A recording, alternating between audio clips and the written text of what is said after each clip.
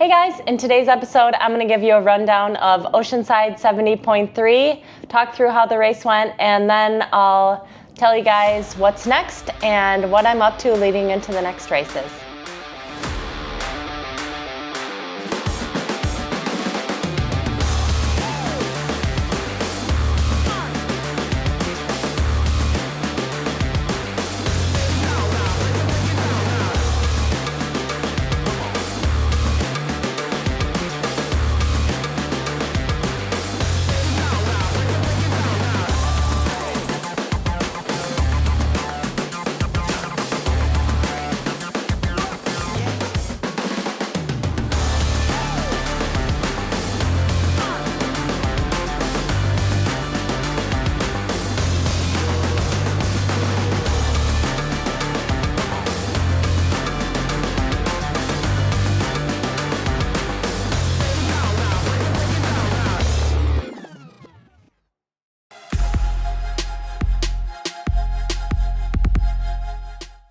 All right, Oceanside 70.3. As everyone knows, this is kind of the kickoff first race of the year for me and for most people in North America and also for many people in the Pro Series. Some people had kind of got started, but for me it was the first one. As they kind of talked about on the broadcast, and I have had a chance to watch a little bit of the broadcast, which does offer some perspective compared to what I dealt with personally as to what you guys saw. So I'll kind of walk you through it. I had an ankle injury end of December. I didn't run until the very, very end of January, where I just started with a little bit of run walks. And so really it was just the month of February where I got into it, and then March for training. So they kept mentioning that on the broadcast, and yeah, I only had a couple months of running, so we'll get to that later, but I think that did kind of play into what I did tactically in the race and how the race played out. But let's start with the swim.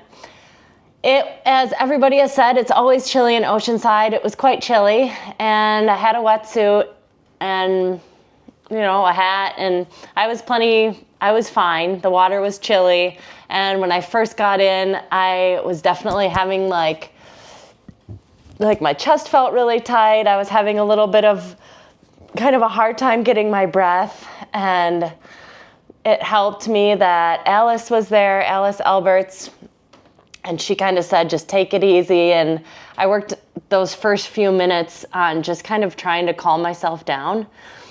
And I was able to finally get my face in and do some warm-up strokes, and I tried to call on a bunch of memories I have of doing well in cold water swims. I usually do good at St. George or different places that have chilly swims for some reason. So once I got my breath and we all lined up, I was like, okay, I'm just gonna, do my own thing. And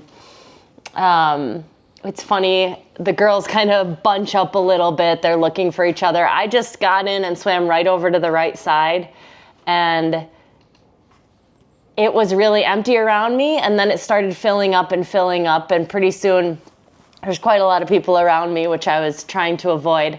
But anyhow, the gun went off, and I didn't take off sprinting because in the cold water, if you take out going too hard, for me at least, it can kind of cause another breathing issue. So I had to start a little gentler than normal, but I saw some colored caps, and I was right by Grace Alexander, so I thought that would be really nice if I could try to go out on her feet. And I was breathing right with Alice Albert's face, and once again, that kind of calmed me down a little bit. I did a few breaths, and then I reassessed where everything was, and I could see Grace going away, and I could see another girl, and I was like, I really need to try to go with them the best I can. So it was within my motto of just going for it, just maybe pushing it a little more than I would normally. So in that mindset, I did a little pickup in the swim and just said, okay, I'm gonna swim till the far buoy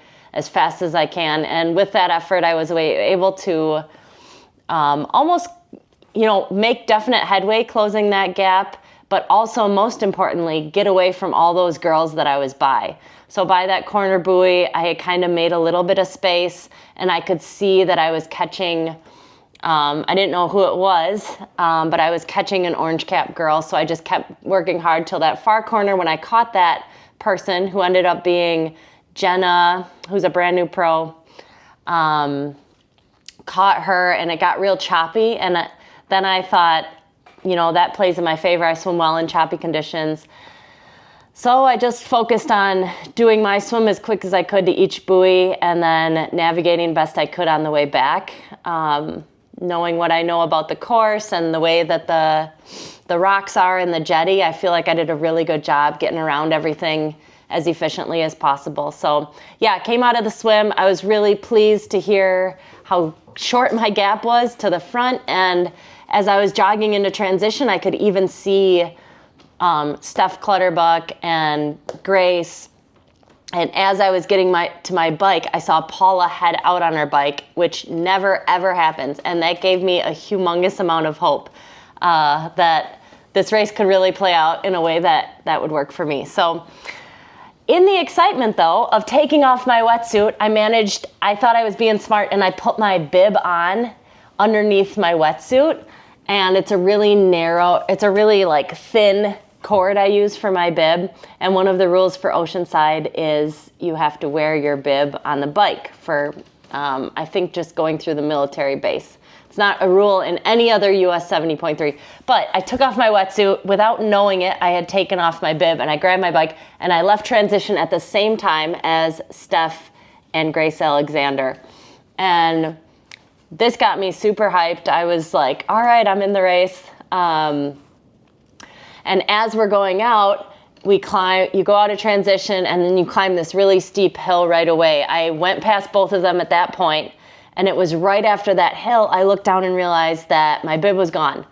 And I got a little panicked, but I saw right up ahead, I could see where Paula was, and the officials were up by her. So she was about 30 seconds ahead of me at that point. But more importantly, I was like, oh, there's the official. I need to get to the official and tell them about my bib and figure out what's going to happen. If I need to go back, am I DQ'd?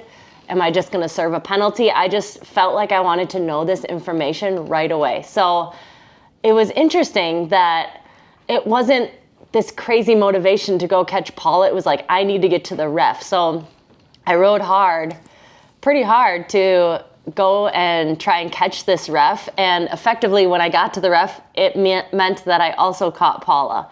So I got up to the ref and I said, hey, I don't have my bib. What should I do? And the ref said to me, there's nothing you can do about that. You're fine. So pretty much that told me that I could just ride the bike like normal, and I didn't need to worry about getting a penalty or getting DQ'd, which would have been the absolute worst. And I could just continue on with the bike ride. So since I had rode up there, I was now with Paula, and that was pretty exciting. So we went through, got through the kind of techie bits. Maybe I was a little bit behind her still at that point, actually. Got through the techie bits, and that's where I think I gain a lot of time, is kind of on the corners and the rough roads. I just kind of barrel through that. It doesn't bother me. I'm used to terrible roads. I'm very confident with my bike and getting around corners and stuff. So I always feel like that's a point in Oceanside that I can gain a lot of time on people.